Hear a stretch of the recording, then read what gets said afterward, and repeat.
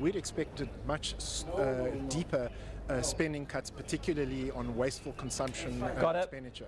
If you look carefully, in fact, there will be no additional spending cuts in this financial year. We think, for example, that the minister should have looked at President Jacob Zuma's bloated cabinet. We could have announced, for example, that the president's VIP jet was being acquisition was being terminated. We didn't see those deep cuts on consumption expenditure, and that was a disappointment.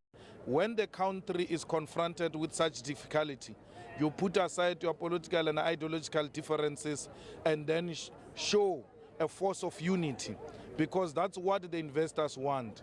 Ons weet dat die minister het herhaaldelijk gesê dat Suid-Afrika kan baie geld spaar as ons die uitvoerende gesag kan verkleiner, sodoende die kabinet kleiner wees en die adjunct ministers en so aan 4 biljoen rand kan op hierdie stadium kan baie maklik jaarliks gespaar word.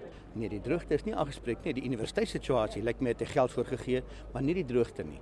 Die moeilikheid daarmee saam, hy skep 'n verwagting, hy gaan dit nog aanspreek. Daar's ietsie by die landbank, daar's ietsie van gelde en hy skep 'n verwagting, hy gaan dit nog aanspreek, maar wat ek gehoor het was dan nie regtig 'n konkrete iets naby toe wat die droogte betref nie. Dit is 'n bekommernis.